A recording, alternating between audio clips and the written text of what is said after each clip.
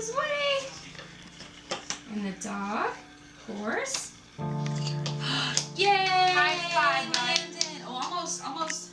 High five, buddy. Yay! High five. Ready to go swim? Swim. High five. All right. Take you out. Hold on 1 second. One second. Hey, Trevor. Hey, buddy.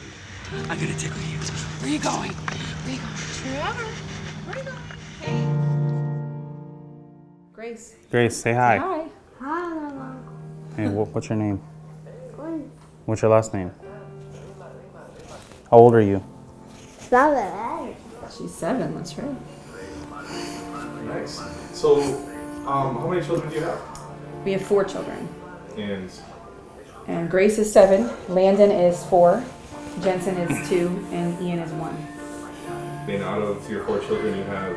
We have 3 diagnosed with autism, and our 4th child has already begun testing at 13 months, and he'll complete it at 18 months, which will be in July of this year. So we're hopeful that he will be spared, but we're not really sure yet.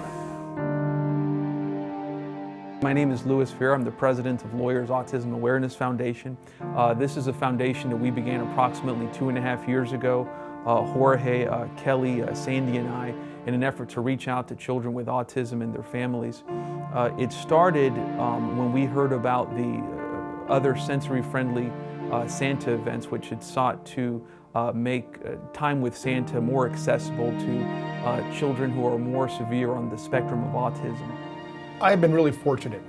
My son William has what was previously known as Asperger's syndrome, which is a high-functioning disorder, I guess they call it on the autism spectrum, which means that he got the help he needed early on, primarily occupational therapy and some ABA therapy to help him overcome some of the hurdles that he faced. Trevor struggles with communication. He uses actually, it's called PECS. It's called PECS is PECS, stands for Picture Exchange Communication System. And basically it's, these little 1x1 or 2x2 pictures, and Trevor has been taught how to exchange using those pictures things that he prefers or that he wants. Well, the most recent research shows that 1 in 54 boys has a diagnosis of autism, and 1 in 88 children have a diagnosis of autism. So the numbers are outstanding. It's like the largest epidemic childhood disability right now that's ongoing. It seems like the numbers are constantly rising. And children that are diagnosed with autism tend to have 3 common characteristics. The first characteristic is a language or communication delay. So a lot of the kids that we see here at the clinic come in without any form of verbal communication at all. I think maybe 50% of children with the diagnosis of autism are nonverbal. They also engage in repetitive, or we call them stereotypical behaviors. For example, they might flap their arms repetitively, they might play with toys in a repetitive manner.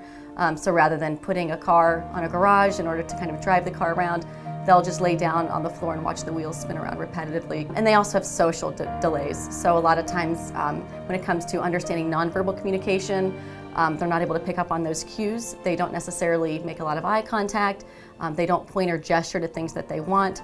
They tend to kind of go where they want to go and then maybe will tantrum by the item that they want, rather than understanding that you need to get someone else's attention in order to gain access to that item. We've come so far in the last 2.5 years. We're really proud of what we've built and what we've been able to accomplish, and it started with a small idea and basically if you build it they will come mentality, and the outpouring of support that we've received from primarily the legal community but also the local business community has just been so positive and so overwhelming, and we're humbled by that. But at the end of the day, that's what it's all about.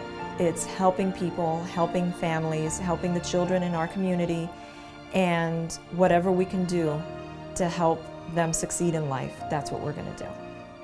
So you have a child that has all the challenges, like Landon that has those ton challenges, and you give him all the therapy that you can possibly provide him, and then not only do you hope that he's able to be an independent adult and make decisions for himself, but you hope that when he's past the age of where he needs those types of therapies, like say when he's a young adult, not only will he be everything that he wants to be, but he'll also turn around and give back and be an advocate and be a part of associations like LAUGH to really give back to the community. And that's really our hope, is that at the end of this cycle that he's going to turn around and pay that forward to not just one kid, but maybe thousands and millions of kids.